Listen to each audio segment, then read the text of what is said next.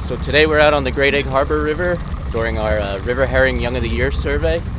We do a similar survey on the Morris River as well. What we're doing today is setting a seine net, which is targeting the Young of the Year river herring. So in the spring, we catch the adults to look at the current state of the population.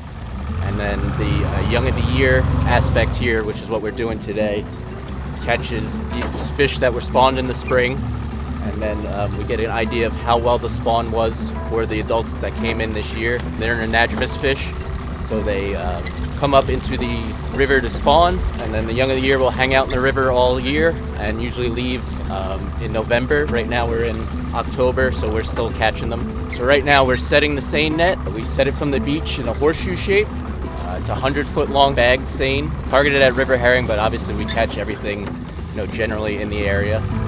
So we get some general species abundance. River herring stocks are considered depleted coastwide for a variety of reasons. Our goals here is to see an Atlantic coast representative of a relatively decent herring population here on the Great Egg, how it compares to other rivers along the coast where other state agencies are doing similar surveys.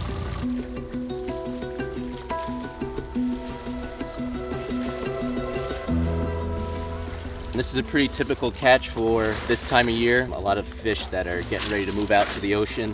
This is considered pretty much a full freshwater site. Right here I have a big, this is a white sucker. We also have white perch, which are a pretty important game fish species. White catfish here. And then we have some smaller forage species, silversides. We have a bunch of different species of silverside in New Jersey. This is the target species, or one of them. So we have two species of river herring in New Jersey. We have the alewife herring, which is this one, and the blueback herring. Today we've only caught the alewife. For the alewife, to distinguish from the bluebacks, you're looking, alewifes have a deeper body this way and a much larger eye.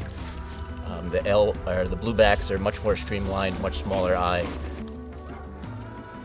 After we sort the catch, we sort each species into individual buckets. After we sort them individually, we'll get fork lengths of any fish that has a fork length. Otherwise, if it's a rounded tail, we'll do total lengths. For target species, we measure pretty much everything. So I would call this out as 97, which we measure in millimeters.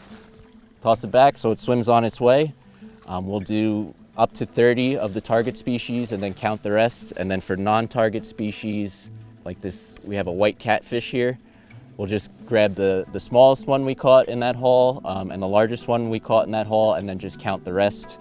And that just gives us a general idea of the abundance of that species, and then the life history stages available at a given site. So you might be catching a lot of adults, a lot of Young of the Year. It's really, for most species, it's salinity driven. And then we send them on their way.